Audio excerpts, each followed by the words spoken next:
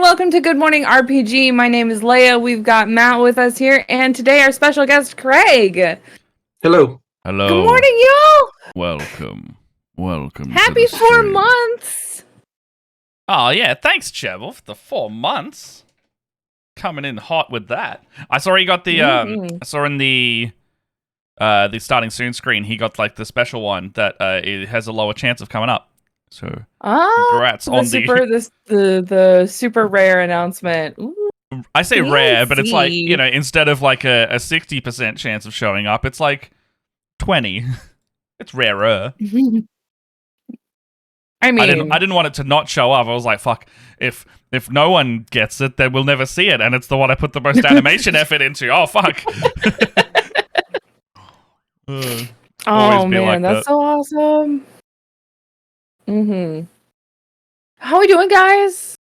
I'm good. It's like, Matt, I feel like I haven't seen you in like 24 hours. It's been a short amount of time. I keep struggling to go like, what am I doing next? Because I don't have a week to think about it and get like all my ideas. So I'm sitting here going like, I think I remember what I was doing yesterday. It should be good.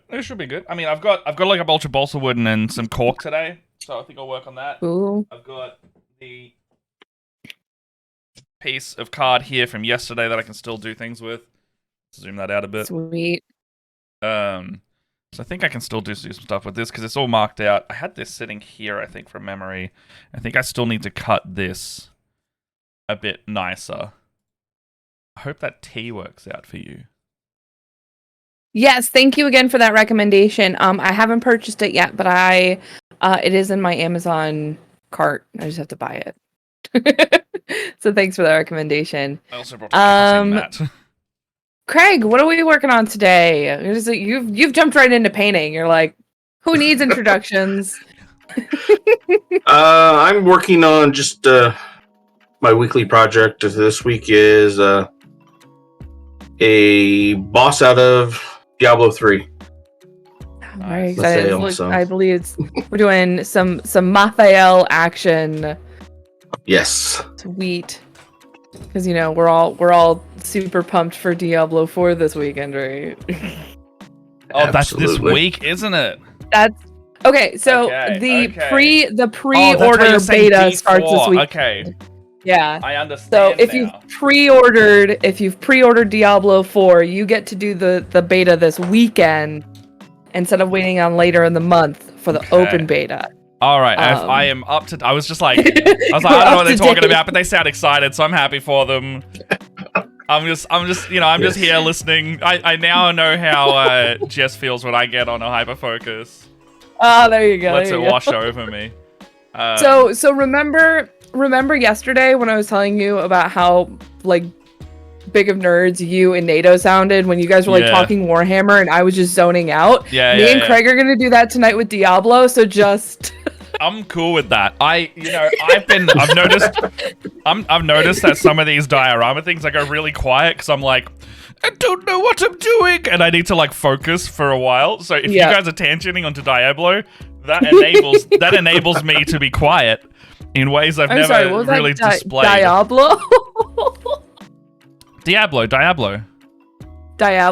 I don't know. Is that like a maroon? Is that a maroon situation? Are we getting into that maroon aluminium? I don't know how to say it really. I just kind of said it, and that's how it came out. Okay, Diablo. Just Diablo. I don't know. Yeah, I know that's how you. Now you're questioning me, and now I can't remember how I say it. I've said it both ways in the last minute, though, so I don't know how I say it. Diablo. I know how you say it. I know how most people say it. I don't know how Matt says it anymore. I don't know how Matt says it. Diablo. Diablo. Yep. Diablo. I am El Diablo. Fear my Diablo. How did you say it? Diablo. Diablo. Diablo. It's the Australian. You know, Diablo. I now feel like whenever somebody makes fun of me for having whenever my New York accent comes back out, now I know how it feels. Oh, this is like controlled Australian as well. Like, if I go my rural town, origins, it sounds different again. It's the Australian British hybrid. It's just instead of going full what do you guys call it? Bogan. Bogan. Yeah. When you guys go full bogan. Full fucking tilt on bogan. The stream is turning to Australian TikTok thing. Man, TikTok loves being fascinated by our accent. I'm just, I don't know. It's probably the same. Like my dad, who is not from New York State, even though that's where I grew up, makes fun of how I say tour. Like when you go see a band on tour. Tour. Yeah, you're pronouncing the OU separately. Yeah. Tour. So, hold on. So Tour.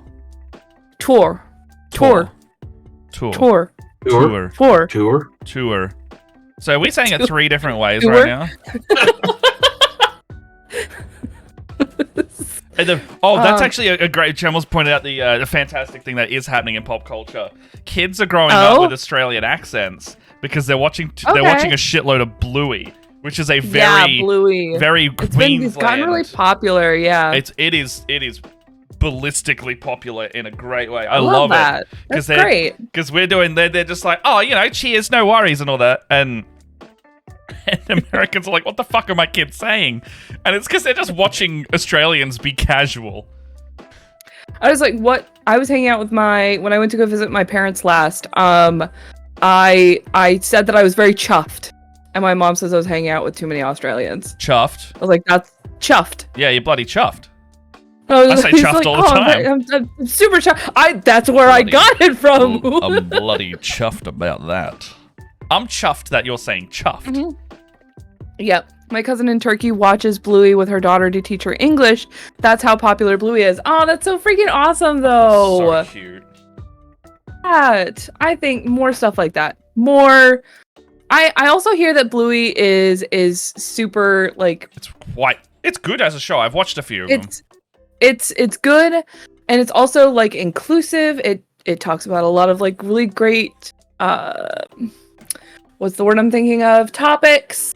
The episode that comes to mind a lot for me is the one where it's like the mum needs a break and the kids don't understand why. And he's like, Mummy just needs a break for today. And they're like, does Mum not love us? And they're like, there's a whole thing about it. They're like, Mum's upset with us. And then there's it's just no, sometimes parents just need a break. They're also people. It was really humanizing that it's not just about the kids. That, yeah.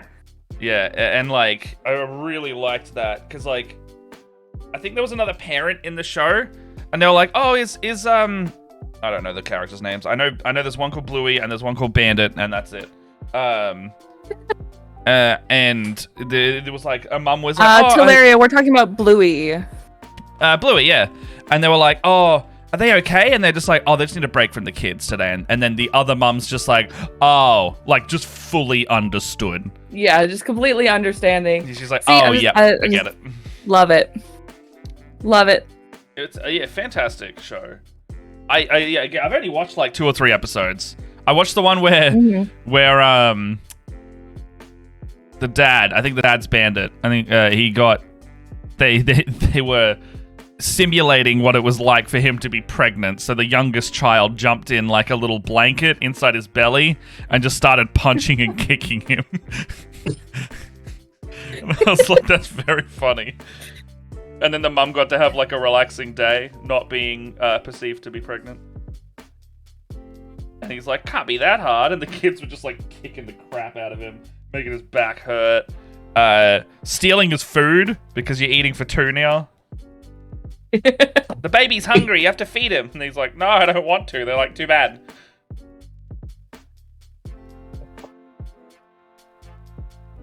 I don't know the Custard song.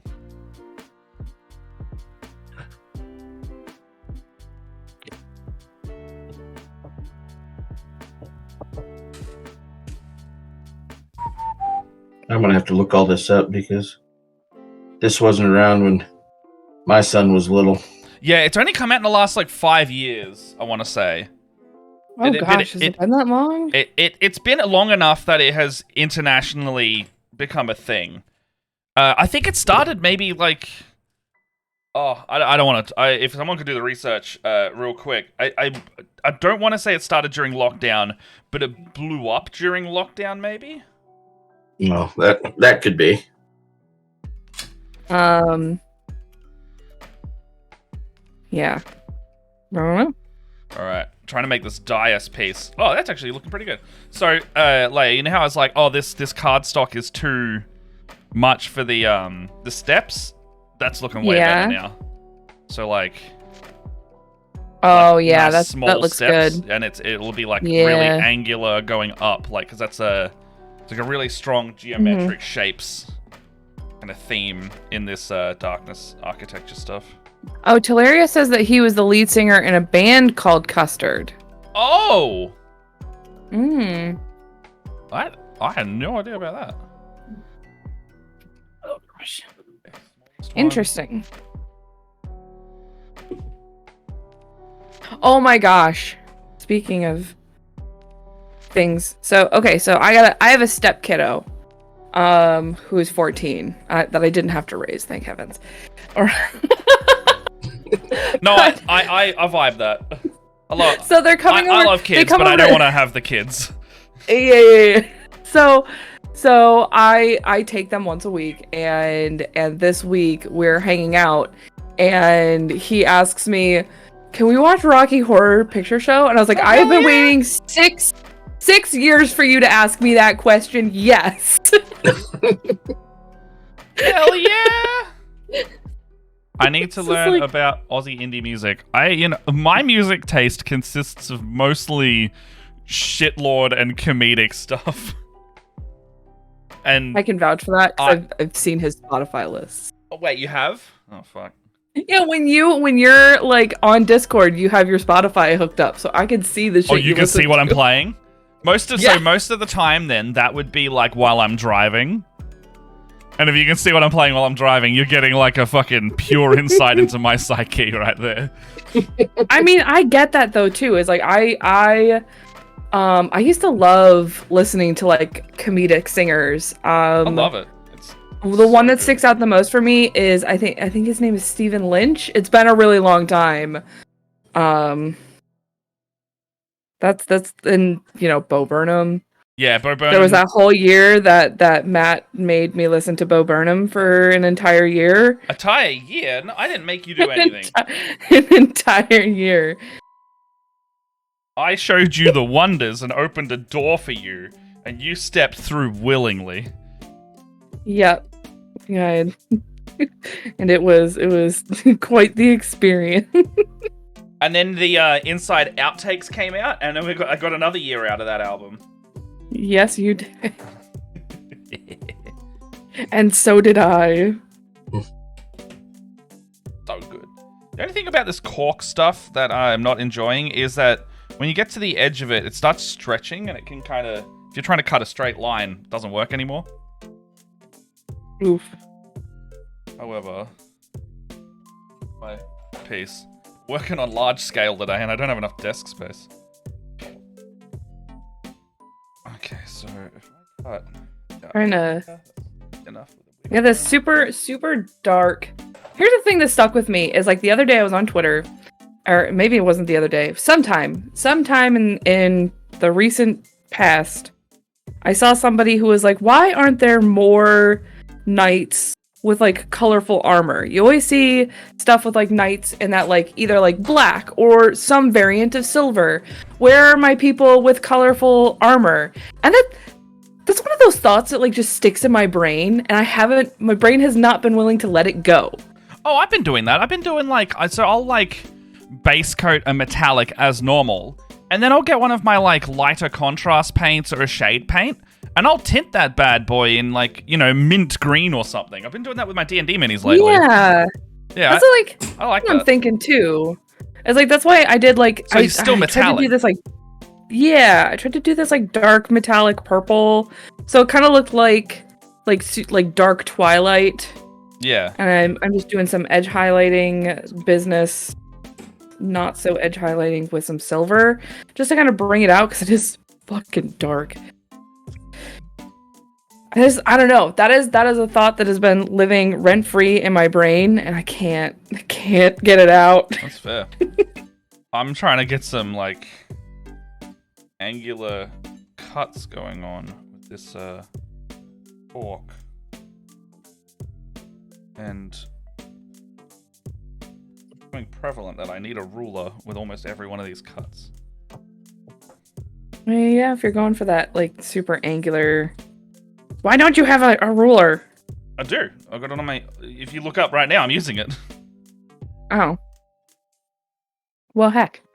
I mean, I picked it up yesterday after I realized... Oh, that wasn't straight. Yeah, it's like when I'm using this, it's the knives are really sharp. The cork is bendy.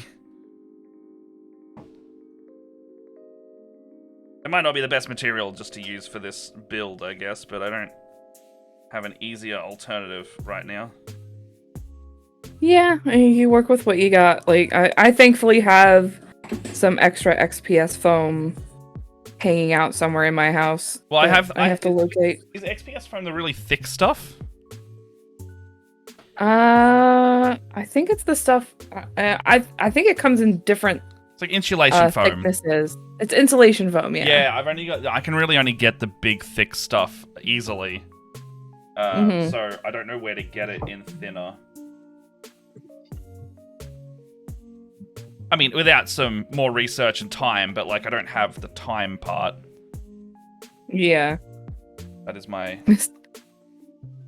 my factor that I lack. Yeah. I'm starting a new Curse of Strahd game on Friday. Ooh. Oh yeah, actually, it's with someone who tunes into the streams. Oh. It's if you've seen Scarron going around. Oh, it's with Scarron. Yeah, we've been talking, and he's already printed off all of his minis. Should be good. I'm gonna do the session 1. I'm gonna do the tarot reading on the first one. Ooh. And I've got like that Strahd Legendary Bundle kit, so I'm gonna use that. And I've got like you got like the actual physical the Beetle and Grimm's deck? one. Yeah. Well, I already owned the Beetle and Grimm. No, not the Beetle and Grimm. I already owned the Taroka deck, but then the Beetle and Grimm version came with like a double-sized cards version. So like I've got one that are like regular tarot sized, and then there's like a bigger size again that are like, I want to say they're like A5 sized, and it's a full deck of them. Okay. They're even bigger. That'd be cool for like some nice visual stuff though. Yeah, that those silver or legendary kits are really good for that. They also come with I can't use these, but I really would like to. They come with like printable stickers for wine bottles. And you can pull out and stick onto wine bottles, like the 3 wines that you find in the region, and have wine. So you can buy like a bottle of red and stick the label over it, and suddenly you've got a prop. I'm a sucker. I love props. I love props too. We're planning a new D&D season for filming in April, and I'm sitting here going like, I need to schedule my time between visuals on the set, writing my game, and stifling how many props I want to do. Because we got some cheeky preview. Got some pretty fucking banging sponsors for this one coming up, and we're going to be doing minis for the first time in a season because of one of the sponsors. That's basically like we're going to be able to showcase their thing, and then by showcasing their thing, we're just like, fuck, we may as well do minis for this because there'll be nothing on the table otherwise. That's freaking awesome. Their Strahd pack is not cheap, unfortunately. I got the Spelljammer one as well. And the Spelljammer one, I got mixed opinions about it, mostly because the Spelljammer content is not deep enough, and then they make you pay however much money for all the stuff, and you kind of get like some good stuff, but overall, like, I think it's it's not on Beetle and Grimm, it's on Wizards for making a product that wasn't as good as it could have been. Definitely. So actually, it's actually funny. I came across. So I've been talking a little bit. I know over the last couple of months, I run an Eberron game, and there is the one book that Wizards has come out with recently. Rising. The Last War. For the Eberron campaign setting, and it is like, I want to say 60% about Sharn. Yeah, which is just noticed that. one city. It's like getting a Faerun book, and 60% of it is about Waterdeep. And it's like, cool, Sharn is awesome if you want to build that's what like they a did noir do with game. Dragon Heist. Half of the Dragon Heist book is a Waterdeep compendium. Yep. And that is true. It was so disappointing because it's like, I've got all of these characters who's like, I've got somebody who is from Valinor. I have someone who's from the Eldeen Reaches. I have a Siren refugee. Like, I've got all of these people from all over this colorful continent. And you've given me an entire book that's mostly on Sharn. I only have one character who's got ties in Sharn. Like... So I was complaining to a friend of mine because, like, I don't have easy access to the older books because, of course, 3.5 had so many books. Yeah. For all these different settings. And so this friend of mine who is approximately 10 to 15 years older than I am is like, hold on, give me 1 second. He comes back, he's got an armful of every Eberron book that has ever been printed. Hell yeah! That's sick. That's so cool. He sat them in front of me and he goes, you can take these home. I don't plan on running an Eberron game anytime soon, so you can use them. And I was like, struck. Like, whole books on all 5 nations, an entire book on just Zendrick. Like... an entire book on just like the dragon marks. It was absolutely bonkers. And it's like, Wizards, how did you take a pile that is like yay big and smash it into one 250 page like supplement? I mean, the question and is, to say almost nothing. Is it a matter of smashing a book together, or did they, is it a matter of smashing a book together, or is it a matter of, like, just appeasing people who were just saying, I want an Eberron book, and giving them something, Yeah, I think it's just them appeasing you'll make and up just the rest. that. Yeah. You'll make up the rest. Because, like, so here's the thing. So, like, I have that Last War book, which is, okay. It's great for basics. Is that the... Oh, yeah, Eberron, Keith, yeah. Yeah, that's the Eberron book. Keith Baker on DM's Guild came out, like, had another team come out with an Eberron book. I bought that book. For comparison, there is half a page of information on Seer pre-morning in the official D&D, the official Eberron guide. In Keith Baker's, there is 4 pages. Damn. In the old 3.5 stuff, 6 pages of pre-Seer, like, information. There's an Eberron Discord where the creator of Eberron sometimes visits. So my partner also, who is running another different Eberron campaign, actually got Keith Baker to answer him in an email. Oh, what? Which is, yeah, he's like, I had this idea, and like I was kicking it around, and I didn't know who to ask, and I didn't want to ask one of you guys because you're going to be playing in the game. So I just emailed Keith Baker and got a response, and I'm just like, you, what? I'm sorry. I mean, I just emailed I just emailed John Eberron and got an answer. That'd be Matt. That'd be like if you finally got over your fears and emailed Donkey Rhodes. Oh, yeah. That would be good. It would be good, wouldn't it? Yeah, that would be pretty good. And then Donkey Rhodes came and visited us on our show.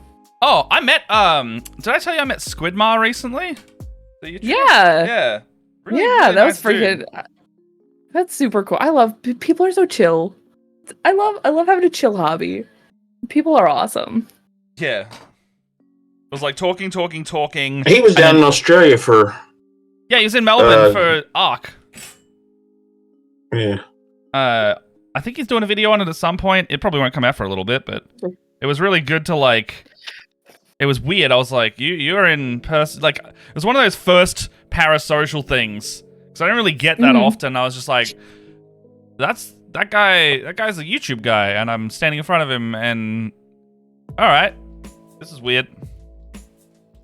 Oh, I did that one time. I met the guys from Man at Arms Reforged. Oh hell yeah! The guys that work on like all of the replica like video game and movie stuff. My first con that I ever sold out that I was a vendor for, their booth was like two aisles down. And I was like, they did a panel and I was like completely like geeked out. I was so excited. To this day, I speak to some of them still because they actually don't live that far away from where I am. So cool. But yeah, that happened where I asked them, and I was like, hey, I know this is really weird, but can I get a picture with you guys? Because, like, I love you guys. Love the show. So I have a picture of me with, like, the guys from the Man-at-Arms stuff. Gosh damn. And I was like, so I know exactly how you feel. Like, these people are so much bigger in person. Yeah, I was like, this is weird.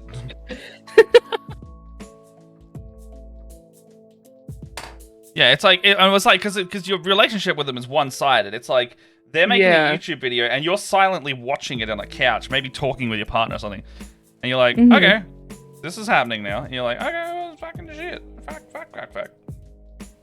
Yeah. Okay, this is roughly what I'm looking at. I think that looks pretty good. Oh, nice. Dude, that looks so good. Nice and angular.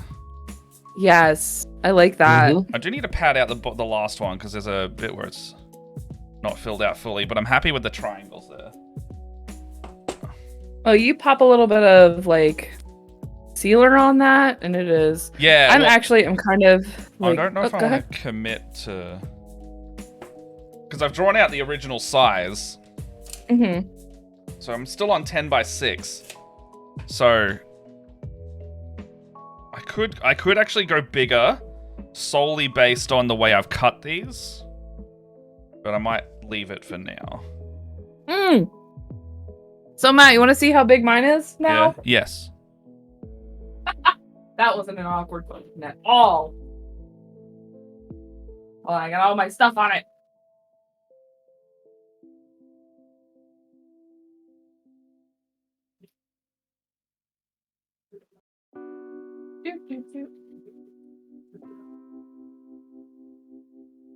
What you got? I gotta try not to lose all the small pieces.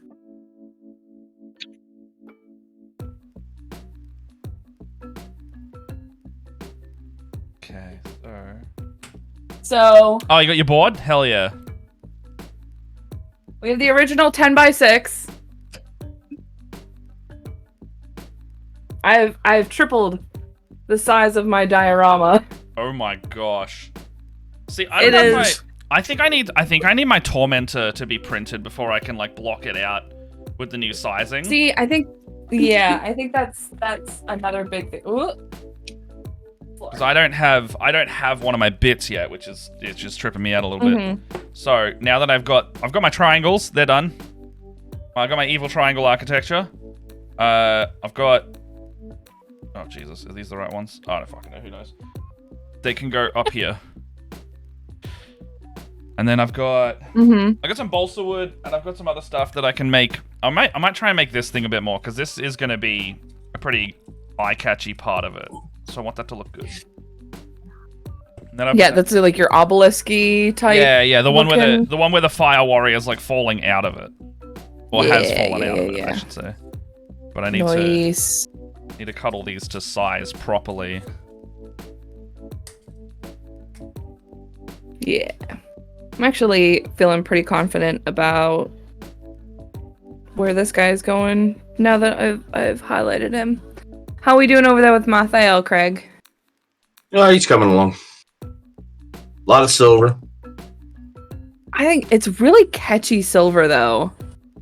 Like, it's definitely like that's the thing that keeps catching my eye is like seeing you turn it and it does that little shing. Yeah. It's Turbo Dork 10 star. Pin star? 10 star. 10 star. Okay. I like that stuff. Turbo Dork's got some cool metallics. Is that the Yes, they do. tilt shifty ones, aren't they? They do make Yes, they do have. Yeah. Mm-hmm. Cool. Ah. Uh-oh. My wet palette won't open. There we go. Having a moment there. Ooh.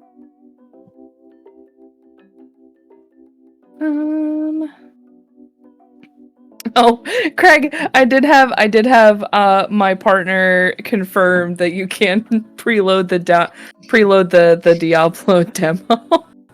Yes. I was like, go check this out. And he goes, it's ready. I'm downloading it on your PlayStation. I'm like, yes. Awesome. I'm not a nerd. I don't know. You're a big nerd. Oh, hell yeah. That was the first thing I did when I got home. Click start download. What happened there? Leia, we lost Leia.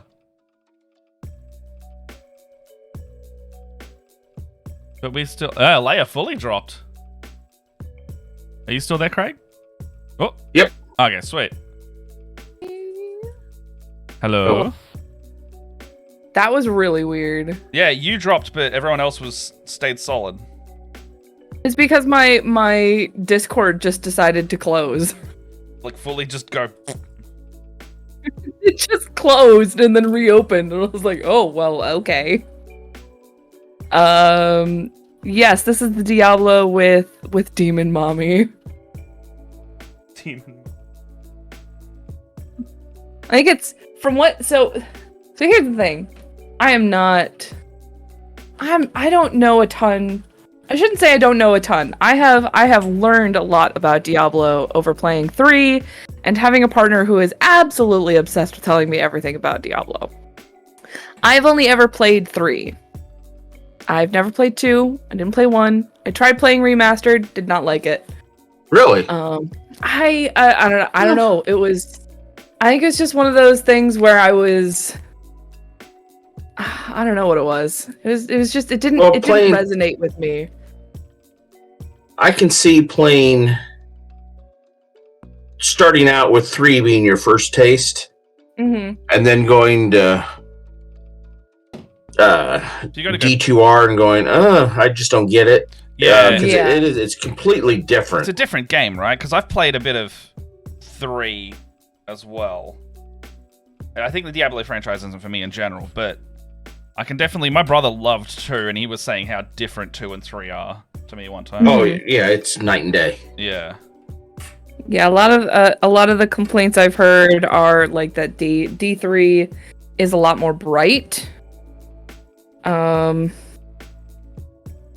Whereas the original Diablos were much darker in yes theme.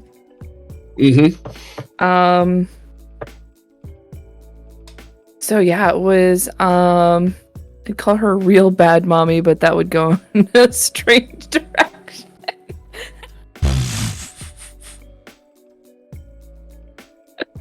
I mean, so I'm kind of excited to see how this goes because like having heard a little bit about, because you know you can find like lore scattered around in D3. Reading a little bit of the picking up on context between what's going on with Inarius. It is Inarius, right? And Lilith. Is Lilith the big bad mommy now? I think it's gonna go. Well, so here's the thing. It's like I'm kind of thinking. So here's the thing. I'm gonna give you the spark notes. Okay.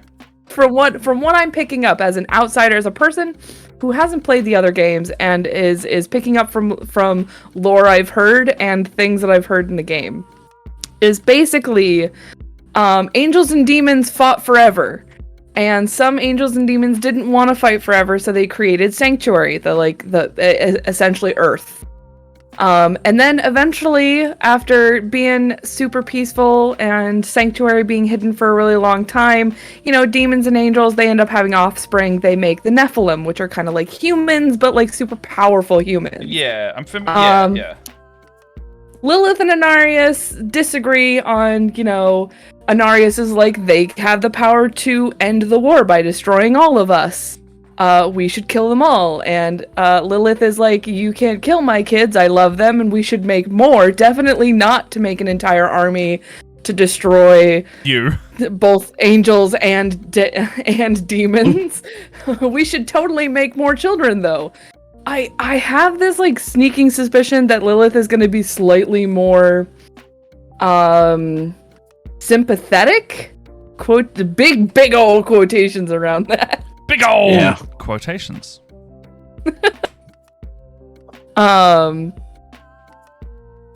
What I loved about the art direction in Diablo 3 was that that it kind of looked like an oil painting. I thought that was really cool. That's actually a lot of D4. If you look at their art, they've got that same kind of vibe. They've got like these beautiful oil paintings that people actually painted to like base the art on. Super gorgeous. I feel like D3 reminds me more of stained glass, like that really high contrast stained glass to like pick out lots of color and stuff like that. Yep. So that is just my opinion. I don't know. I'm really excited to see where it goes, and the demo is going to be hopefully it's awesome. Yeah. I'm going to be really bummed. You and me both. Yeah. If it's a game you enjoy, then you're good. People are actually shitting on Lightfall a bit, because that campaign was good, but there was a lot of unanswered questions in it, and it's a bit of a contention point in the community right now. However, I really liked it. I really enjoyed the campaign overall.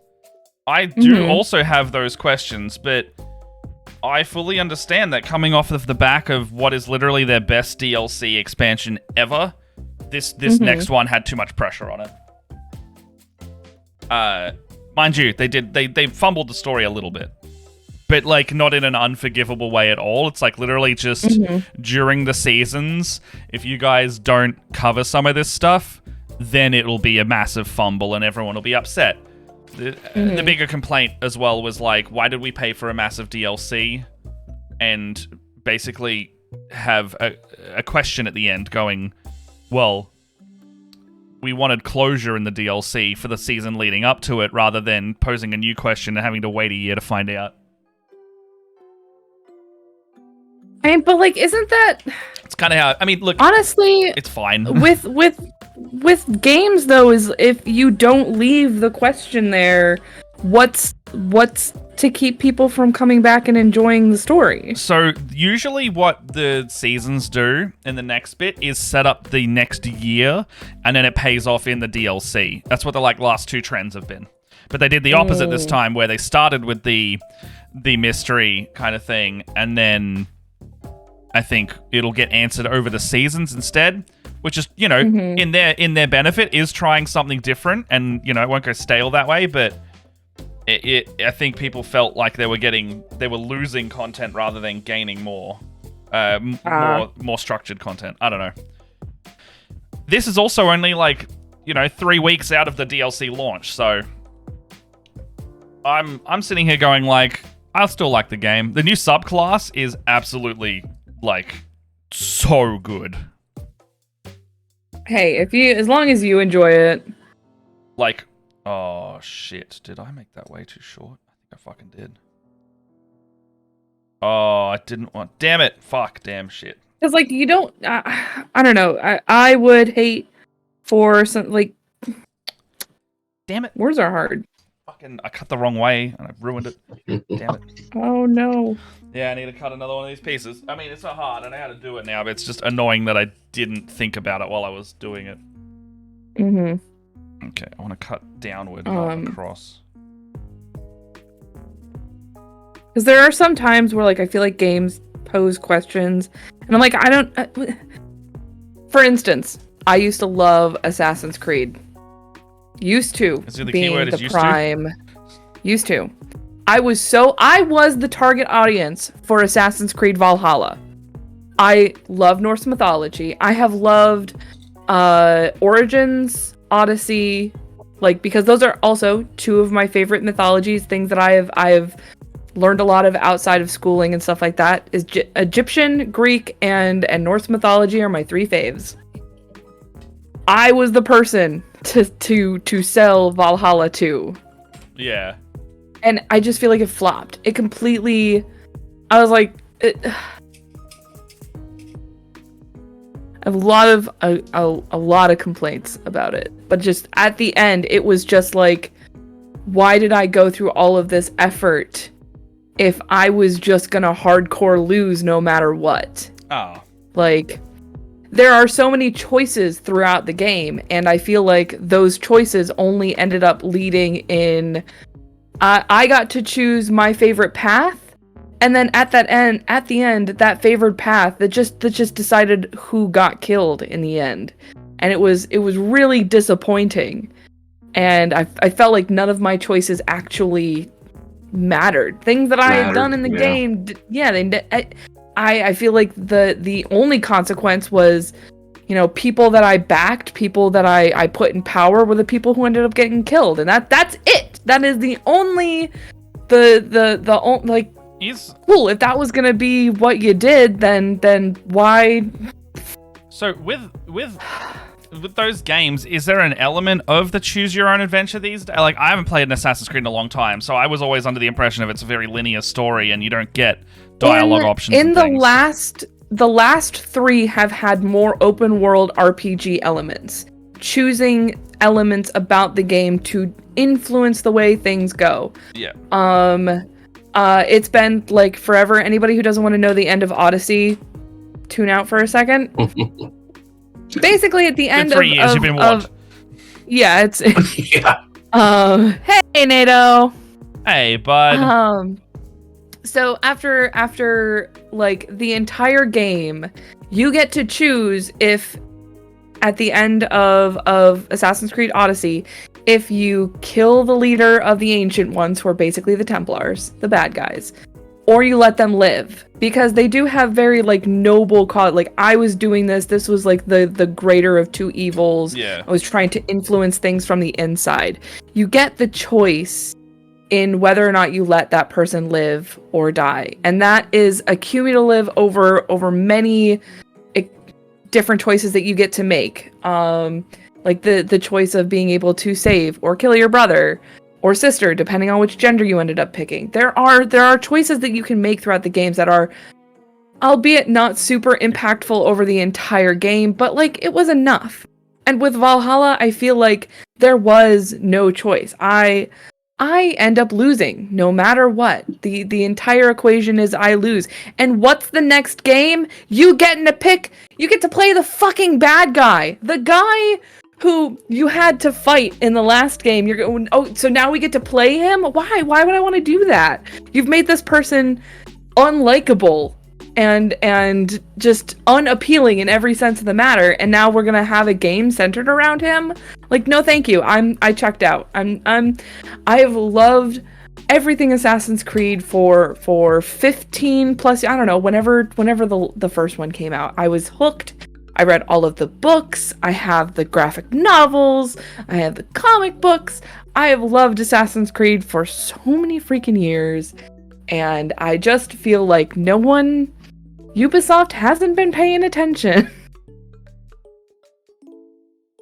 A lot of game companies are like that. Yeah. A lot of Templars are usually good villains in Creed because they know that they're the greater good villain. Yeah, they're realized villains, I guess.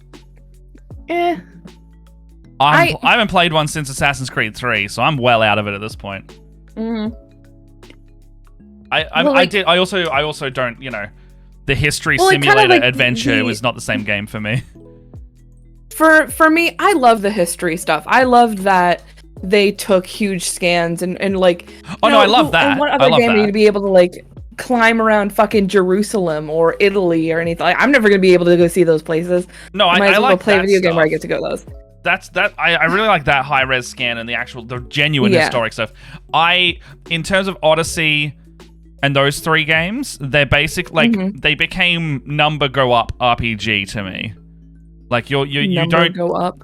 Like the weapons had like a number value associated with them, and to get stronger you get the new weapon of that type to then make it stronger to like versus like AC2 and 3 era, where you get a selection of weapons that don't get stronger, but you have to use them in certain ways to take down the enemy types.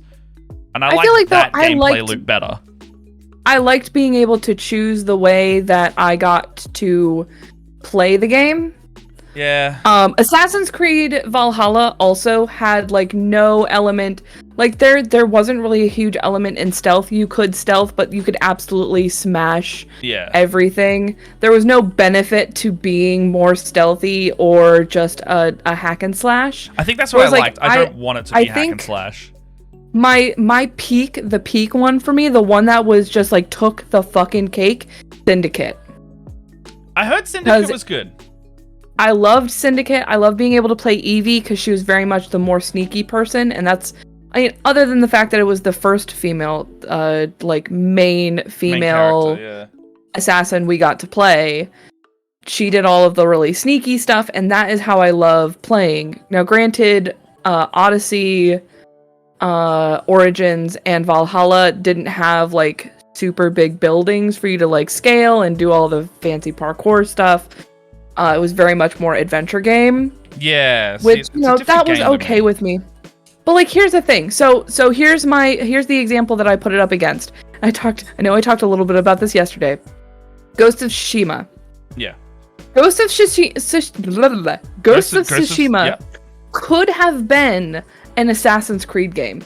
With like Ubisoft could have done it years ago. And many people asked, why haven't we gotten a Japanese version of, like, it's all been European, and apparently the assassins are supposed to be everywhere. Where are our assassins and like ninjas or samurais? Like, come on, let's get with this. The progression of the game, the way things kind of panned out, and the character development, that game could have been an Assassin's Creed game. And it was so beautifully well done. I didn't get to choose anything in that game. It was open world, but it was not like RPG in that like I got to choose anything.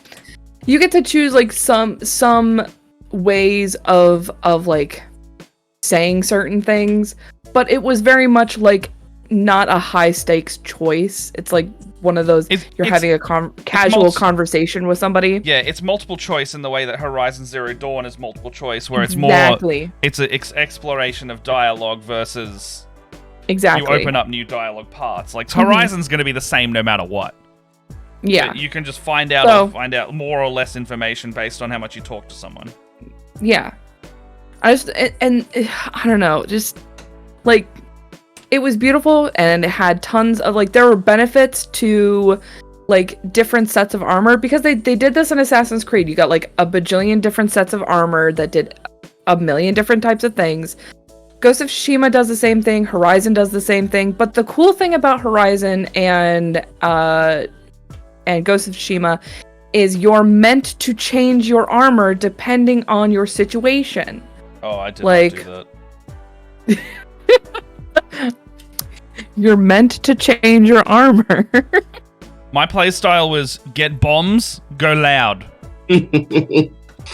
Get bomb, you smack. Or actually no, the first game, tear arrows.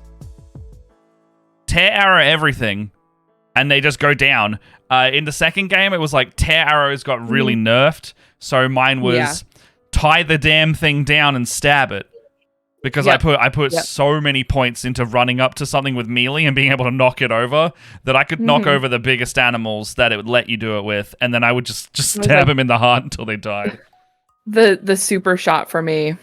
Super shot? Yeah, so I haven't played Ghost of Tsushima, but it is a really big choice. Okay, so here's the thing. I am going to give you kind of the rundown if it might get slightly spoilery. Yep. So you play a samurai who's very much the samurai code. You don't stab people in the back. You have to, you know, work with honor. It's a very much like samurai code kind of battle tactics kind of thing. And it is the slow progression of Jin's having to leave the samurai code behind in order to do what must be done to save them from the Mongolians, which means slowly like falling into this ghost persona, which is, I don't really want to say ninja because I feel like that's a little like on the nose. It's more, it's a little bit on the nose, and I think it's there's some stereotypical jargon that I'm not super keen, like I'm not super knowledgeable about. Yeah. But it is a little bit more sneaky, and it goes very much against the samurai codes. And it is that moral choice of you need to choose between being an honorable samurai or doing what needs to be done, which is dirty tactics. Yeah. And the game has this way of not giving you a choice. Really, you are kind of forced into using those more sneaky tactiles to get through the game. But it felt very much like I felt like I was making the choice through Jin to use, you know, sleeping darts or, you know, poisoning my enemies, which is very much against the samurai code. Yeah. And that kind of progression, it made me feel like I was making that choice along, like I was doing what needed to be done to save the people of Tsushima. And Assassin's Creed doesn't have anything like that. It was very much like, I want to do this thing, and it doesn't mean anything. At the end of the day, it never means anything. At the end of Ghost of Tsushima, there you do have like a really big choice that is impactful, and it feels heavy. I think I left my game for like 10 minutes on like the final cutscene before I had to make a really important, impactful decision because it felt like it mattered. And nothing in Assassin's Creed games as of late has made me think like that, has made me feel that way. Yeah. No, I can understand that. Thanks for coming to my TED Talk. So you're doing stealth assassinations or coming in slashing. It depends on the situation. Really, like, so for like Ghost of Tsushima, they give you like a set of armor for bow improvements, for being able to do like chained takedowns, to do stealthing. It's very much one of those games where you have to assess what situation you're in and what kind of armor to take in with that. Sometimes it's great to just come in hacking and slashing, and then sometimes you're like, I have a giant camp that I need to take care of. I should probably do this fairly quiet. So, I don't know. I just really loved Ghost of Tsushima.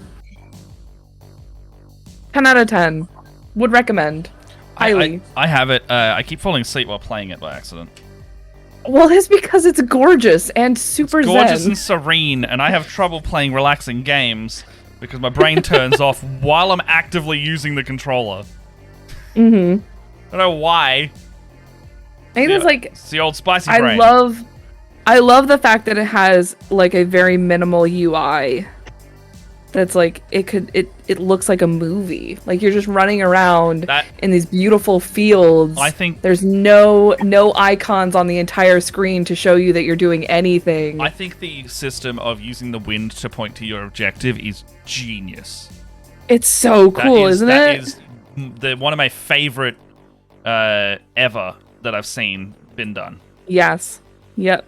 The haikus were probably my favorite. Like being able to sit down and listening to that really zen music while you like look at sunsets or like trees and write beautiful haikus about death. Is that in the pond? Like you go to the springs?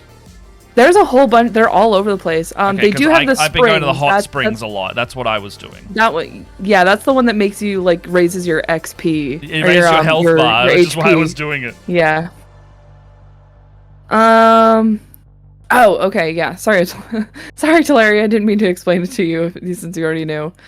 Our copy is currently down in Victoria too. We sent it to Promethean. My partner played it and it was gorgeous, and my partner was like, "You don't have to watch me play this game," and I was like, "No, I don't want to watch you play this game. I want to play this game. You're not making me watch this game. I want to watch this game." It's the same thing with what is that? The one with Norman Reedus. Oh, Norman Reedus and his funky fetus? Norman Reedus and the funky fetus. Yeah, Death Stranding. Or Deathy Strand. Deathy Strand, as I like to call it. Deathy Strand. Yeah. Oh my god. Play some Deathy Strand? Jess is like, yeah, I want to watch you play that. I loved watching Matt play that. It's a great game. It's one of those games where it's like you really got to commit to it though. Like that game expects a lot of you. Yeah. Because I can't wait for Death Stranding 2. But I'm fully prepared to go in knowing that I'm going to have to spend 10 hours learning how to play the game for a bit. Because that's how the first game was. Yeah. I had to spend 10 hours in the game to learn if I liked the game. And I was like, look, you're lucky that I do. Otherwise I'd be mad. It's funny, the first time that my partner picked it up, he ended up putting it down almost after a couple of hours. Because he said that, like, he just wasn't vibing with it at the time. But then when they announced that Death Stranding 2 was going to come out, he's like, okay, I gotta finish this game. Alright, I have accidentally... I can't manage the visual movement of a chunk of the game, so I watch Hamish play while I cross stitch. See, I do the same thing. I would watch my partner play it while I crocheted. It's I don't think I could play it. Is it a first person? It's third person, but it requires a lot of like finicky controller stuff. Like there's a whole system where if you run too fast, you have to hold like the trigger buttons on controller, otherwise you will lose your balance and fall over. And that's not good when you have a goo monster chasing you and dragging you to death. Also, when you die, it permanently affects the world because basically an explosion happens, and then you may have ruined your destination to your journey. You may have ruined your destination or the area leading to it because now the easy way that you were going has a crater there now that is you can't go through. I think that's cool. That's a super cool concept, though. But it's like if you make a small mistake, you can fuck up your entire thing. Interesting. It's very cool. It is very much like a game about bringing people together. Yeah, it's got a whole message. Yeah, I loved being able to hear because if you've ever played, have you ever played like the Soul games, like Dark Souls or anything like that, Craig? Nope. So in the Souls games, Bloodborne, Dark Souls, all of them, they have like these little shadows or like shadow ghosty people, and it's like people who are currently playing the game. You can see them kind of run across your screen every once in a while. You'll like see other people who are playing. So in this game, there's actually a mechanic for you to be able to call out, and sometimes you'll hear people call back. And it's because there's another player somewhere in the world who is close enough to your relative space in the game to reply. It is so cool. Like their real voice or like a Norman Reedus voice? It would be like a Norman Reedus. Like there's somebody, like my favorite one is when he'll call out and he'll be like, "Hey, my name's Sam," and then you'll hear, "My name's Sam too." Yeah, I have seen that. Okay. It's like I love it. There's like community it's the first strand structures. There's like there's structures that can be like built by like other players that will appear in your game. Yeah. And like you plant the structure down and then you can upgrade it and it'll become available to other people in the same way. And then so over time, it's actually better to play the game later than at first release because your video game ancestors have built you these roads and buildings to make your journey easier in your campaign. Well, it's like, yeah. as like as you upgrade stuff, like you get more stuff opens, and Yeah. you know, people can give you like thumbs up for like if they like your structure. You can set down little like, you know, cheers for people, like keep going. Yeah. And it'll have a little thumbs up symbol. And it's super cool. And it's a very, I don't know, it made me feel good, even though it was an apocalypse game. Yeah. Hello, Tom. Good morning, Tom. So, okay, I've got these bits here. These are my walls of the thing. I've made it nice and thin. I've made it so the tower guy can kind of like look like, you know, it would be feasible that this size we would be floating in it, and it wouldn't be like too big or too small, so that works now. Sweet. Don't know how to glue this together. I don't know where my VA is. I'm repinting this silver in because I didn't like how purpley it got. And another brick of foam.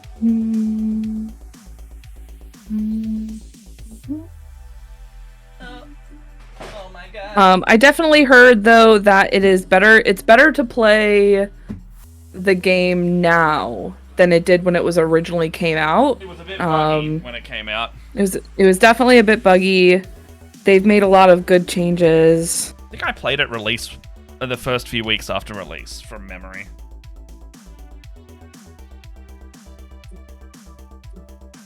And I mean, and also if you like Troy Baker, you should definitely play it if you like Troy Baker. It's Tom's Happy birthday, Tom! It's your birthday! It's your birthday! Happy birthday, Thomas. That's right, because your birthday is 3 days after Jess's. And Jess's was on Monday. Jess's birthday was this week? Jess's birthday was on Monday!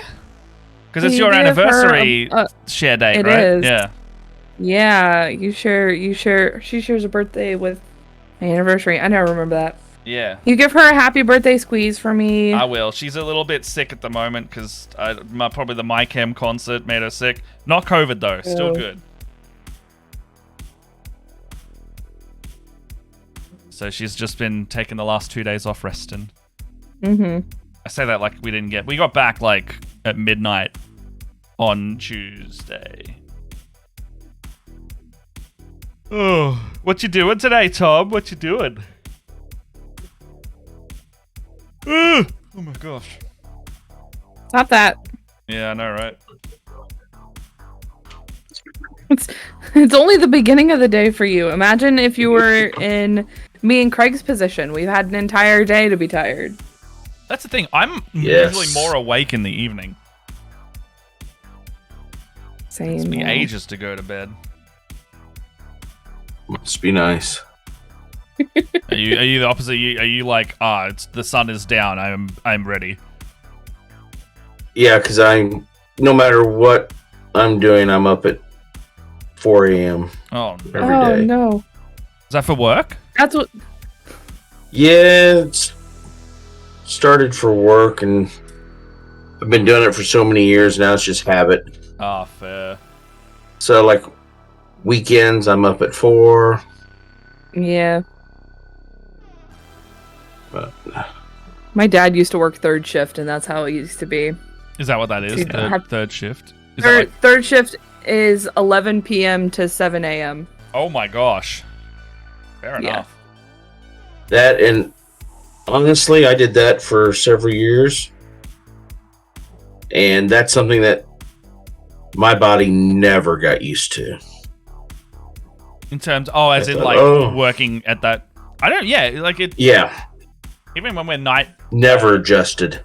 Yeah, even when we're the night dwellers, isn't it like a known fact that we're just not supposed to be doing stuff that intensely during the evening?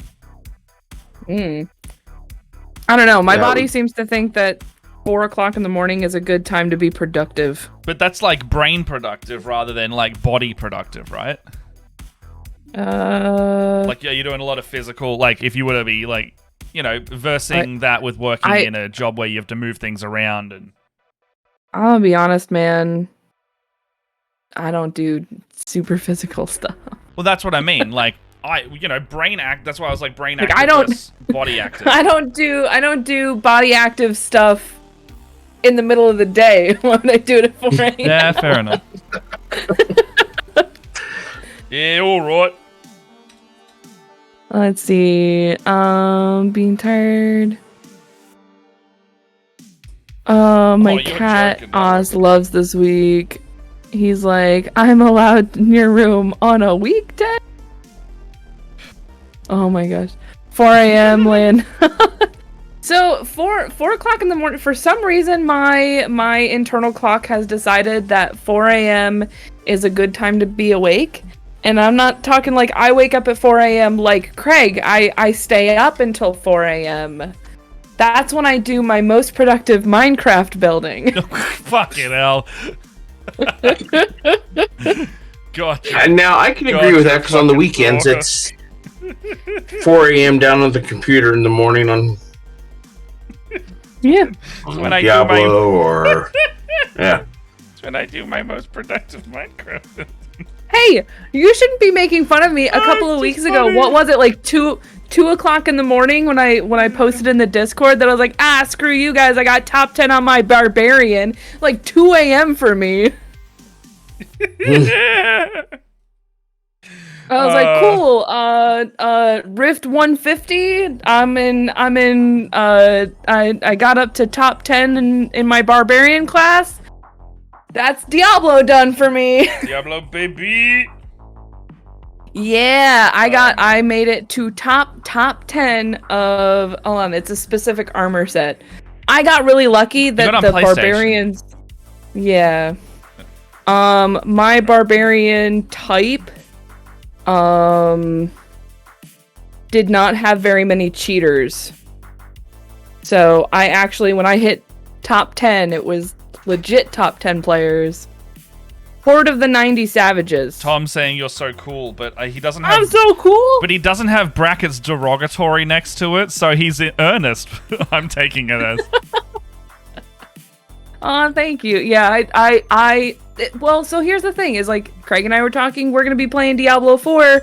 This is probably the last season I'm gonna play of Diablo 3, so I figured this is the year to hit 150 and get top 10. And I'm never doing that grind again. I hated it. So what does top 10 mean? That means, I think with Diablo 3, they have it separated between console and PC. So they're the like top 10 leaderboards of the armor set that I was wearing. I got the best time within like the top 10. I don't know if I'm explaining it right. My brain just words to complete the rift in a certain amount of time. Oh, okay. Yeah, I did this on PlayStation. So within the like console community, I got top 10 barbarian run in Greater Rifts at 150. And which build were you doing for barbarian? The 90 Savages. Tom is more impressed. Frenzy Barb. Okay. Yes, with a controller. I did it with a controller. Frenzy Barb. I just look like a wild dishwasher, just swinging weapons everywhere. It's really wild to watch. So Frenzy, basically, Matt, is Frenzy Barbarian is just wave your weapons a whole bunch really fast and do lots and lots of damage. Okay. In a real fast circle. I can dig that. So it's really just me run, and then it looks like, I don't know, my character is spazzing out. Like, the game can't keep up with how fast I move. So it just looks like my barbarian was put into, like, a spin washer. The game cannot keep up with my speed of skill. Especially since I had the Anaris wing, so I got like sad dad wings, and all you can see is them flailing around. I was very impressed this year. I'm like, I did it! I fucking did it! After 10 years of playing Diablo, I did it. Blah. And now it's over. Now it's done. And I never you have to filled do it out the altar completely? Yep. Yeah, I got my what is it? Those Diablo wings or whatever they are. Yeah. They're pretty freaking cool. Although I'm pumped. I heard that if you get 20th level in the beta, you're gonna get like a little pup. Like a little The wolf puppy. backpack? The wolf backpack. Yes. It looks so cool. Kevlar Arena, welcome. So hear that, Craig? Get to work. Yeah, Get to work. Craig, get to work. Huck, let's paint more. I'm still umming and ahhing about Diablo 4. Yeah. 20th, 25th? I thought it was 20th. You know what? I'm gonna get 20th level for the max level is going to be 25, but if you hit 20 between the 2 weekends, right. you'll get the wolf pack, the wolf backpack. I'm so excited. It's so cute. Have you seen it? It's so cute. It's Yes. so cute. It's a little wolf that you get to carry around. I'm so excited. There you go, Amber. I know. I'm Amber. kind of in that same. Ooh, let's see. Ooh, It's carving foam to be the I guess same size. it's gonna look good. I've already been thinking of names. I love that. I think Craig, you said you're gonna run a barb this weekend, right? Yes. Always. Have to start with a barb. Always barb. I was actually So very this surprised. season, I'm doing a wizard. I've stuck with the wizard so far. My partner played the meteor build wizard, and that is wild. I'm like, cool. I can't see where I am on the screen. Thanks. Yeah, that's the one I'm running. I had decided early on that the game hated me because I wasn't getting the gear to drop. Maybe Nothing. it's just that build, because my partner had the same problem, like to the point where he finally got primals enough to drop that he's like, I'm just gonna make my boots primal because I can't get the ancient version. Yeah. I just saw. I thought I misread Tammy's thing. I thought she said, "I've already been thinking of memes," and I was like, "Yeah, that's a good. Yeah, I do memes." Matt's like, me too. Me too, always. How do I carve this now into the amber look? So are you gonna do like one crystal, or are you gonna do like a bunch of crystals? Well, or is that gonna be the concave one? This is basically the bit that it would have fallen out of. So I need to make this look like it has been smashed open. So I would take like your X-Acto knife or something like that and start making like angular cuts inwards. Oh yeah, like, and then make it look like it's been broken out. Okay. Yeah. So like try to avoid your edges so it still stays. Well, yeah, and like don't cut all the way through. I can't cut like on the borders. I basically need to cut on this thinner, flatter side. Mm-hmm. Because I wanted to make it look like it's fallen out of there. Yeah. So I've basically made the full structure.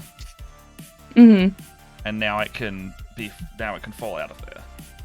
Yeah, so I would just like take your like maybe in like a diamond pattern, like yay. Yeah, like that. so like I was just like, because that's what he would have been like in there. crosshatch. Talaria's got it. like. Yeah.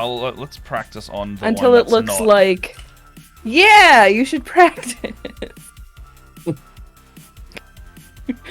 I don't practice anything. I just they're just like whatever, throw it into the. Well, it took me a throw while. It into the fire. Fucking do it. It took me a while to work out how to get this piece the way I wanted it anyway, so I'm not gonna fuck that up first.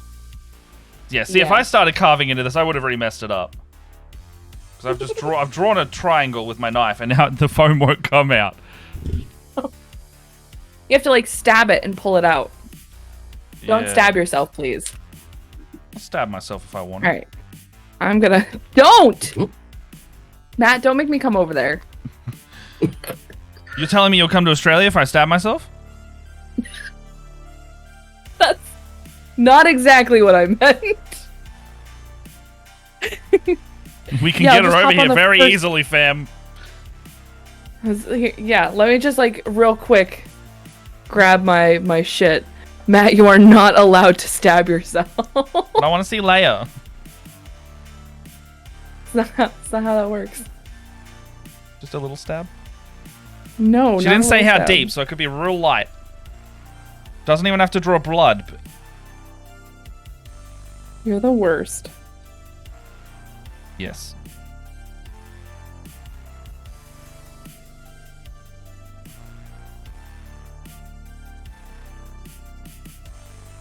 Really hard to like get the right angles. Slowly.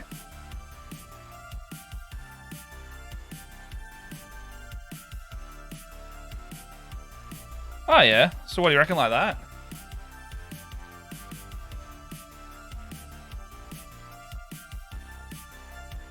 Oh yeah. So is that kind of working?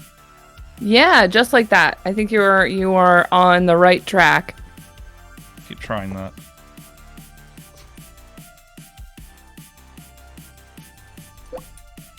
So yeah, basically it's just like angled cuts and then you do them in like little triangles. Yeah. Excuse me. And then I would like keep all your little bits. Yeah. So then you can paint them and put them on the ground.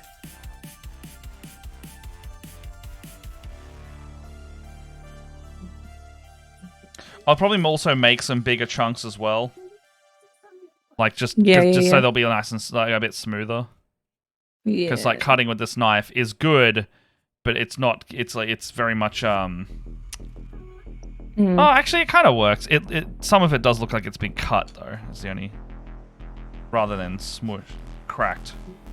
Oh, you want it to look like cracked Yeah, and stuff. Yeah, because it's supposed to be like a quartzy material. Okay. So yeah, maybe I would try like if you're gonna make some like scrap, try that pinch method. Yeah. Matt, it will be me holding a laptop with Leia streaming off of it. That will be Leia coming over there. No, I think we talked about this yesterday. As one of these days, I'm gonna come visit. I'm gonna come visit Australia, and we're gonna set up Matt's space. So it looks like we're streaming in two different areas, but every once in a while, you're gonna just like see my hand like in Matt's screen. It'd be Like, funny because we could totally set up like that NVIDIA thing where it like makes your background a green screen. Yeah. And so I could put your actual background behind you. And it will just Like, literally look take like a the normal picture. stream. Yeah. Oh, I'm here for it. And it'll look slightly off and you're like, why does it look so weird? And that's because it's completely fabricated. Because it's a lie. That is. No, I do not want to put more Druchii Violet on. No. No, no, no, no. I just fixed the fact that I used Druchii Violet. I will fall for that. I want to fall for that. I want to do it. One of these days. Problem is, we'd have to like we'd be talking so much about you coming to Australia that everyone's gonna friggin' know. Us? You mean what? Us? They who have no chill? Hey, Tammy's going to PAX. Come to PAX. I'm actually going this year. Oh, that'd be so cool. You should come to I'm PAX. gonna go to PAX. Yeah. Come to our PAX. Yeah, you fly to your PAX. It's smaller, so it's easier to navigate. Oh yeah, it's smaller. Let me just get over to fucking Australia. Yeah. And then acclimate to your crazy time. Well, I guess I shouldn't say your time differences. I'm already halfway there. The way you live already is fine. The way I live. The way you, if you're sent to 4 a.m., you're already acclimated. You're good. So I'm already halfway there. Yeah. I didn't get a chance to type during it, but I'd always love to meet you, Leia. How her Dragon Lords game went, because I also love ancient Greek history. Ah, yeah. I also would love to meet you.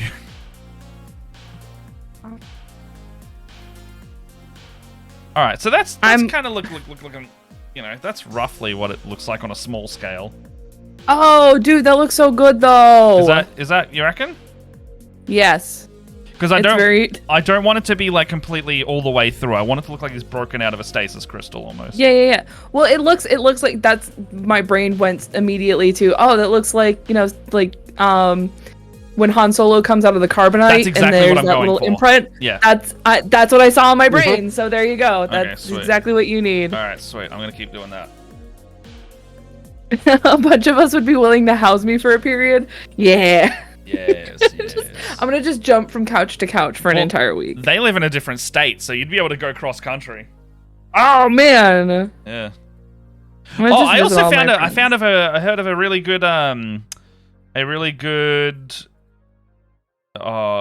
surfing kind of thing. It's literally called Couch Surfer, and it's like a basically stay for free places and with people who will like then show you around. Oh, that's super cool. And apparently it's a really big thing in New Zealand. I have a feeling it's bigger elsewhere as well. But you basically can go on there and then you can find locals who don't get to travel and almost live through you in a way. And then they get to show you and do the local things that they know about. Oh, that's so cool. It reminds that's something that would never work here. It reminds me of what my parents used to do for international students. Mm-hmm. You're staying at Crown? Damn. I should start looking at my accom.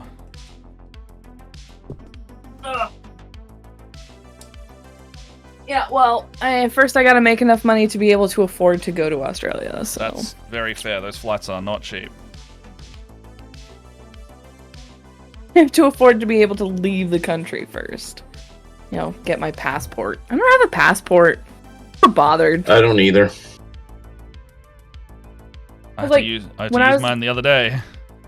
I theoretically I would have had to get one if I stayed probably in New York longer because we live so close to Canada that like going up there for a weekend was not unheard of. Yeah. And I think we stopped going to Canada, or like I moved away from New York just as like they started requiring passports. Although I think I have a fancy driver's license that will get me across the border. It's kind of and then my one of my partners is like, we should go to Mexico one time when like we're visiting my family in Arizona. We should go down to Mexico, and I was like, yeah, sure, let's just go do that. I mean, if you can just drive over there and it doesn't take like a huge amount of hassle. The good thing about Commonwealth countries is that we have an easier time in customs because I think there's like it's basically like the Commonwealth agreement that there's just some privilege with all the countries that it basically got colonized, and it makes it easier to travel between. So it'd be easier for us to go to Canada than it would be America. Weird. Yeah. We have accommodation and flight booked, so fully committed. Do a coffee to get travel funds. I've thought about that. We could set a stream goal. It's just a very large stream goal. It's a very large stream goal. One of these days. Let me get my passport first, and then we'll discuss that.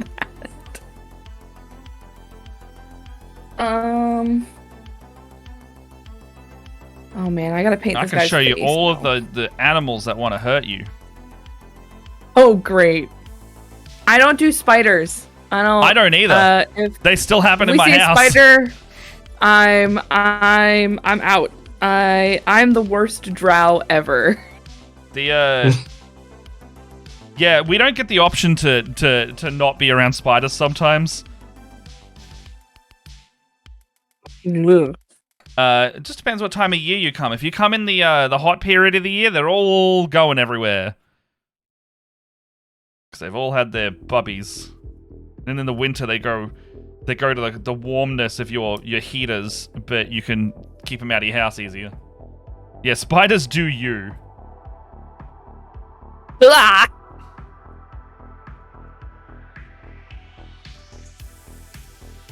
If it's bigger than a quarter, I'll just have a heart attack and die. Oh, I can deal with those ones.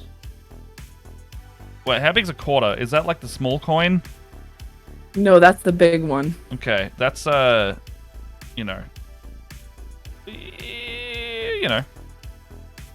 It's funny because like I can do scorpions, I can't do spiders. I'm fine with scorpions. They're cool little guys. They're adorable, and they glow. I will counter that, Tammy, with huntsmans can fuck off. They're too big. They are too large. Those dinner plate-sized fucks. Yeah, it's bad. Alright, I would like to stop talking about spiders now. Okay. I'm gonna have a heart attack. Yeah, it's. I don't want to see them. Hey! Got it. Orbs? I got a lurker. Oh god. Orbs. Huntsmans and orbs are my favorite spiders. Blah. Orbs are at least I have choose like. daddy long legs and orbs because orbsies stay outside. Look. I went camping too much, and orbs are everywhere when you're camping. So don't go off the bush path. Otherwise, say hello to many new friends on you, and I hate it. I hate it so much. I had a pet huntsman as a kid. Oh, Holy why? shit, Why the Valeria! fuck would you do that?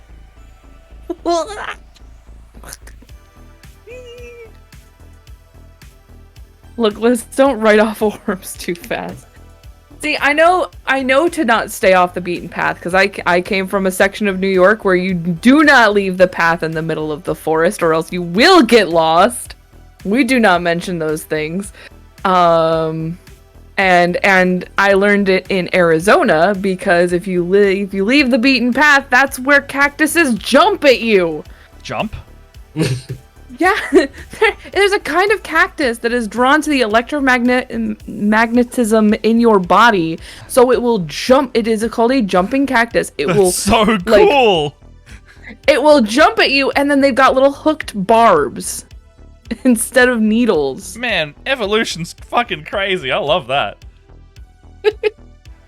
Yeah, that's exactly what you want. You want cactuses that jump at you. I would rather that than a spider that jumps off the wall at me. That is true. Or the greatest fear in the world is when you're trying to catch a spider and then you miss it and then it's just gone. Oh, that happened in New You're Zealand. like, There's a little guy and Gab's like, get rid of this, and I tried to, and I got it, and then it scampered away still after I'd already hit it with something, and I'm like, oh, I don't know where that went, and Gab's just like, oh, Matt. I'm like, hey, I tried twice. Matt is an outside boy from the north. Sorry, Matt has seen capital S spider. I saw redback spiders in the New Zealand Zoo the other day, and I was like, why the fuck are you keeping those things around? They will kill adults. And they're like, hey, they're just funky little guys. Oh god. Is that your Kiwi accent? I guess. Very good. One of the favorite things I heard was when Jess was at a concert for my cam, there was a bunch of people like conga lining around, and she says, I'm sure you know, they go, oh look, it's human centipede! It's human centipede! Look at us! Oh my god. And I was just like, human centipede! What else was there? There was also a person being like, Are you good at the sorry excuse me game? And they're like, yeah, I'm good at the sorry excuse me game. Sorry, excuse me, sorry, excuse me. They're basically Canadian. They're just Redbacks, the spiders that cause necrosis? No, the spiders that cause necrosis are they're the white tails that we have in Melbourne that are very common, and they bite you and your skin rots. Redback is the one that just kills you. Lovely. It will just kill you. you. It just kills you. Ugh. Ugh. Redbacks I remember like being in Pennsylvania, and then like that's how we are with snakes. I was visiting family in Pennsylvania, we were on a camping trip, and my dad had this snake, and he comes towards me and he goes, "This is a diamondback rattlesnake. We stay away from these." Yeah. And I was like, I'm 10, and I'm like, "Dad, you're holding it," and he goes, "Yep," and he just yeets it into a bush. Yeah, I love snakes. I'm always very wary of like genuinely poisonous snakes. Like if I'm sitting there like, oh, a little green tree snake. Oh, look at him. We have live redbacks on display in the museum. She and I had to completely. Yeah, don't. Benji at their last rental house, Benji and Ben Martin, I think they had someone looking inside their roof, and the guy's like, oh, I can't do your maintenance. And he's like, why? He's like, you have a nest of redbacks immediately in your access panel in your roof, and I could die if I go up there. And he was like, oh, okay. He's like, yeah, I'm going to call the real estate and they're going to get rid of your redbacks and then I'll come back and solve your electrical issue because we cannot go up there. Valid. And Ben was like, you're telling me that I could have had redbacks just in my room all the time? He's like, there probably are redbacks in your room right now. And he just left. Just like, no, I would never sleep. Just never sleep again. Yeah. I wouldn't. Yes, I can hear venomous Kate snakes, in her not head poisonous. saying, Yes, you are right. Yes. Your science is correct, but my speed of brain to mouth is not. Okay, so how's this looking? Ooh. Oh, yes. They do both? Oh, yeah, the white... So, wait, hold on. So, what's the spider down here that causes necrosis? Because I thought it was a whitetail. Redbacks do both, apparently. Death and necrosis. Fantastic. Nice case of rotting death. Yeah. I'm sorry, Matt. I just learned that I'm not going to be able to come to Australia. I don't blame you, but I'm not happy about it.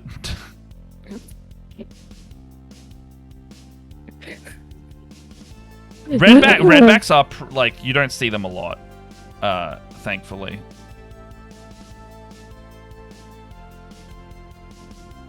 Jess was like the other day, we got redbacks in the garden. I was like, don't tell me that. Our mate Ryan, look at his leg, redback. Oh, Jesus. Oh, that's what the fucking... Oh, my God. Okay, yeah, fair. I haven't seen that, but I'll take your word for it. Speaking of horrifying creatures, have you ever heard of Ares killer birds that can shoot razor sharp feathers and their beaks can punch through metal at Hercules? That Hercules kills? I have not heard of those. Interesting. I've never heard of that, but that's not terrifying. Birds don't terrify me, strangely. I mean, they should here. Magpies are terrifying, and they're not poisonous or venomous. They're just.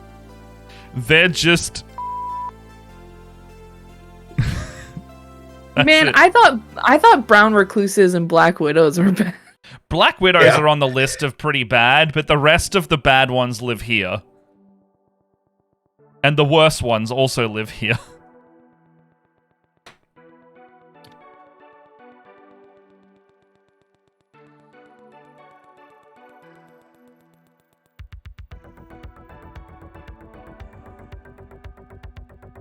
So, on the top 10 list, what's a Black Widow? Out of the top 10, what's a Black Widow ranked? I don't know off the top of my head. Oh no, this is now a game show. I have the list. Oh. What do you reckon it's being the most... List of deadliest spiders? I put in top 10 most venomous spiders. Is 10 the most venomous? And the highest. No, 10 is the highest. Number 1 is the highest. Okay. I'll put it at number 7. Number 7. Craig, what do you got? 8. Leia is exactly correct. It is 7. Oh, cool. I would like to say, was it Black Widow spiders for 7? Black Widow is 7. Chat has decided 3. What is a redback spider? 3. 2. 3, 2. Chat, what is redback spider? No cheating. Hey, Bubba. No cheating.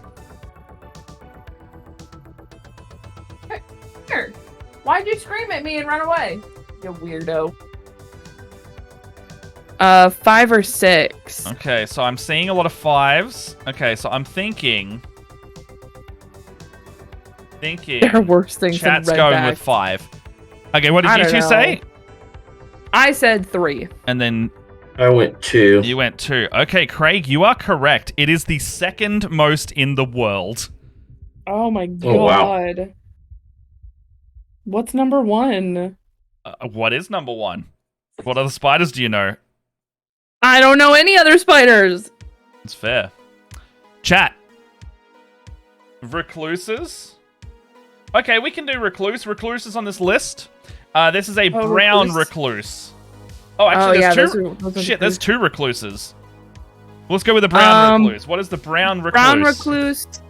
I'm gonna say in terms 8. 8? All right. Daddy Longlegs is not on the list at all. Brown recluse 5. 5? Also, a daddy longlegs isn't a spider. I don't think it is, at least.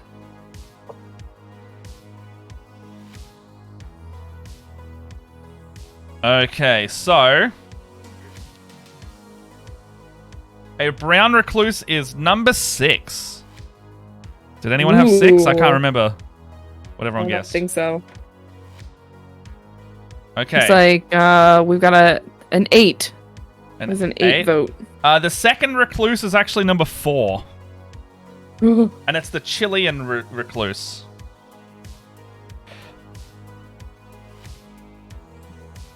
This is horrifying. Number 1 is an Australian spider. I was gonna say, don't you guys have the deadliest?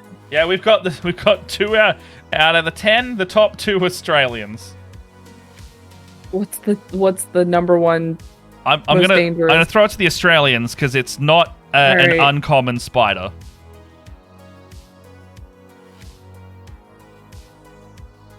I feel like this is the top 10 reasons for Leia to never leave the country.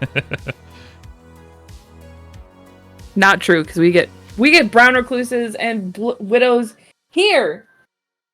Ugh. Never leaving my house.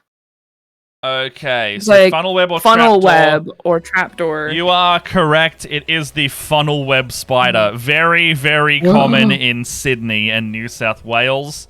It is the reason to not go outside with your shoes off. Ooh. God. Basically, what these ones do is they make a little tunnel, and then they sit in it with a little lid on it. And actually, the trapdoor ones do this. They basically get the grass and put it back over the top, and it's literally a trapdoor spider. When things come near it, it'll pop out and grab it and pull it back in. Oh my god. And then funnel webs are a similar version, but they don't have a lid on top of their lair, so to speak. Awesome. Bad spiders. Bad. Just another reason not to go to New South Wales. Yeah, they basically got a nest made out of web. Ah. Horrible things.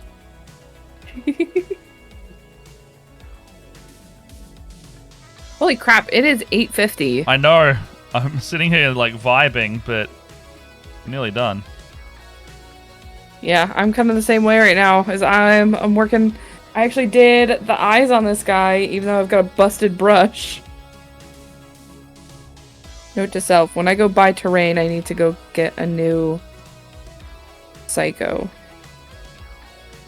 My Psycho is just so worn down. That's a good joke, Chamel. But I would say John Barillara is more of a pond scum than a spider. It's mean to the... Yeah, you're right. Mean to the spider.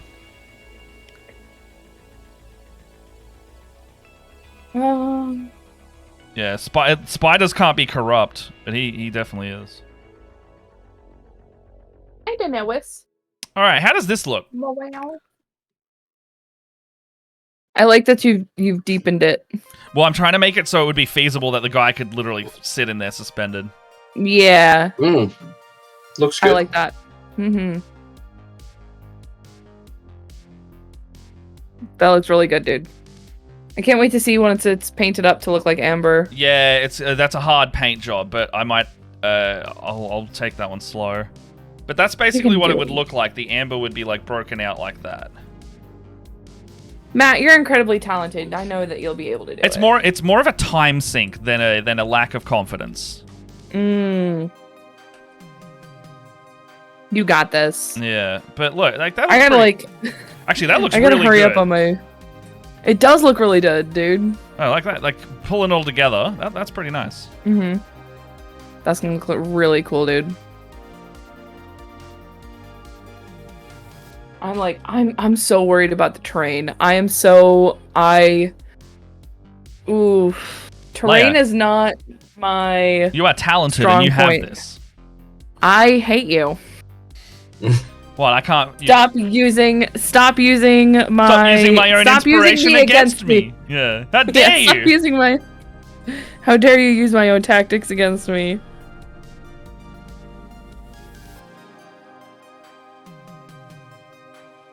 Stop! I'll just do what you do. Stop! Stop. I did not see the leaked Dante. Is that a Dark Angels thing?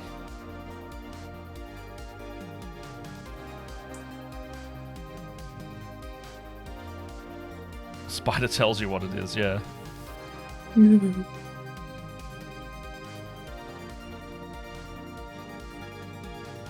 Oh, Blood Angels, cool.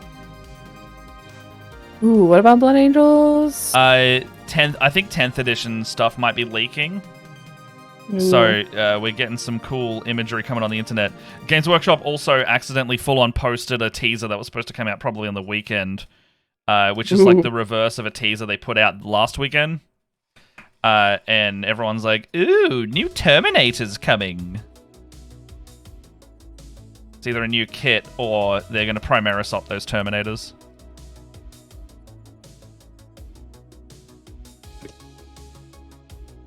Oh man, I love when I start putting skin tone on and it just makes the person look just so alive. Mm-hmm. I once again I'm gonna what's the word? 100% not sponsored, but friggin' anybody who is having trouble with skin tone, Reapers. Reaper paint has the good stuff. Ugh. Just I could never mix skin tone to look this good. Alright, so I've got the block carved. That's pretty good.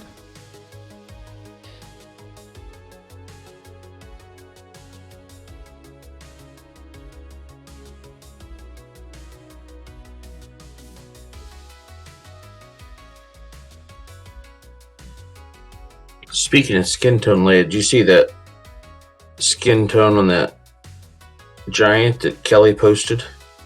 Oh yes. Oh, it was so cool. That was awesome. People are so talented. Everybody's so creative.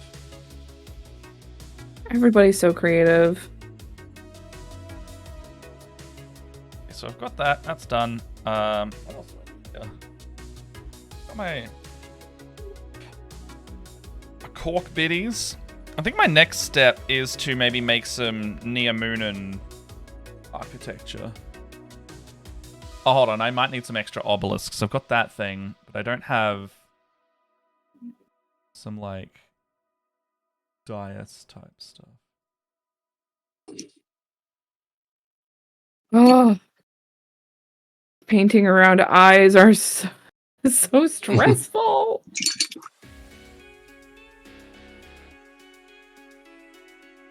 Am I using the right brush for this? Yes. Effectively, that would be...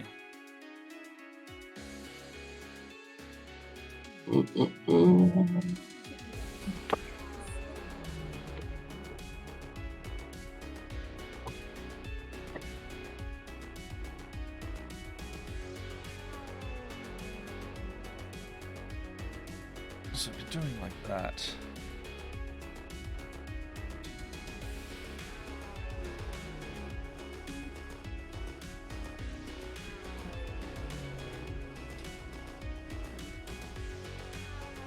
I think it's still too deep.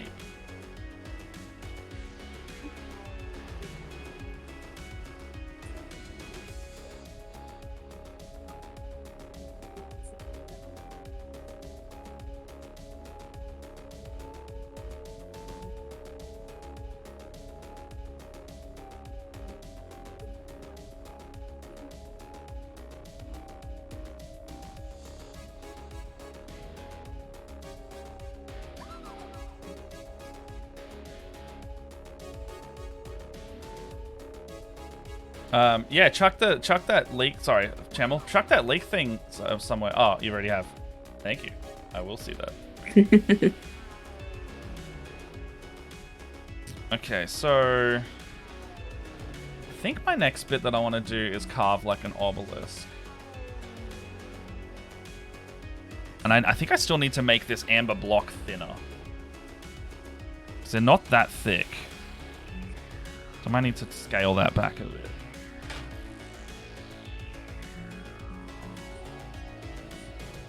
Yeah, I'm going to make that at least a third thinner, I think. And this, I will...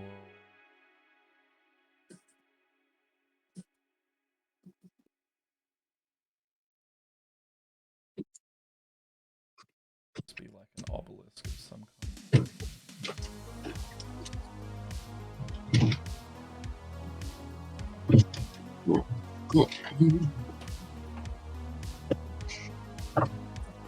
Bottom height. So, always kind of angular, flat on the top.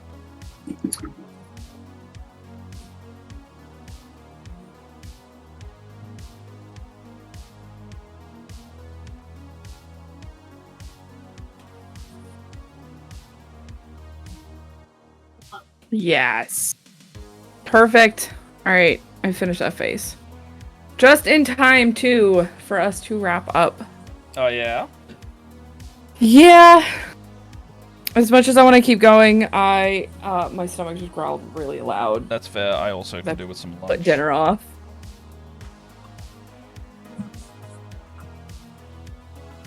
How are we going over there, Craig? It's pretty good. Yeah, are you feeling a little bit better? I know you said you were a little hesitant at the beginning here. Yeah, it's starting to get less of out of the ugly stage. So. Oh yeah, we love that. Yep, I'm definitely feeling that way about my guy over here. Yeah. It's always a push through part of the painting process. Mm-hmm. Yes.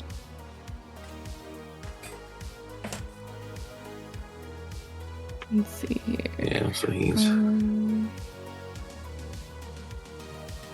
Alright. Yeah, starting to...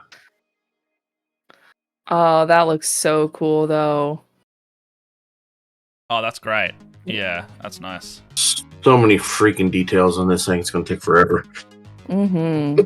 But then it will look fantastic. Yes, I hope.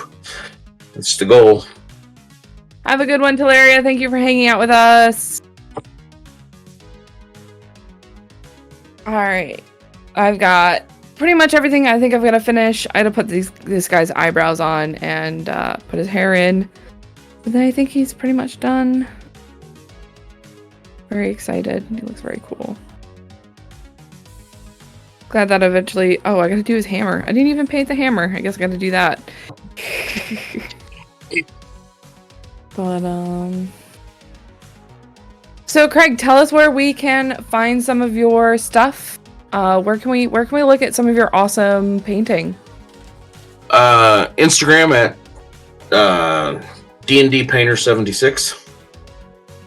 That's where it's at. Y'all should check out Craig. He's an amazing painter. He's got some really cool stuff. Thank you. Yeah. No probs. And as link, but for... yeah, sorry, go on. I was gonna say, as for us, I think we're still going on Sunday, my time, Monday your night. Yeah, we'll be back on Monday for more of this, and we'll have another friend joining us. And after that, we will we're starting to come to the final 2 weeks of this, and as you can see, I'm not ready at all. So there may be some cheeky home painting at some point, or like some Discord streams if I really need it. I think the base side of the stuff, I want to try and finish up my base composition, and then I can really get to the races and like the tower's ready to paint. So, like, if I'm really stretched it, I can start the painting on the towel. The Space Marine just needs to, like, have some green stuff on him. What I'm struggling with is I need to know if I need to paint the extra Space Marine head and I need to do the Tormentor or the Cabal conversions. And then I'm pretty much like, it will all kind of click into place, hopefully. Yeah. Awesome. The Amber block was a big strain point as well, but that's looking really good. So I'm confident that's going to be nice. Sweet. Can't wait for it. Yes. But I think... let's give Punkle Nix... Oh, wait, what are they doing? They're playing some Sea of Thieves? Sea of Thieves. Yeah, let's give Punkle Nix a raid. Yeah.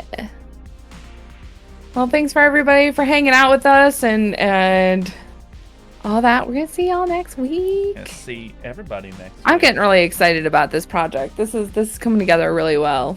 Yeah, it's I'm glad I'm definitely pushing it on the stuff that I want to do. Like, I've not done this much carving stuff before, or like doing like base prep. I kind of usually just like get my materials and go, and I just put stuff on a base until it looks good. But this is the first like planned base.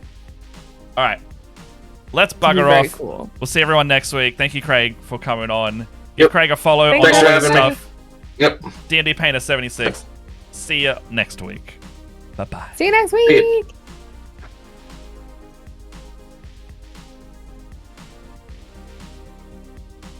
The cheek shirt.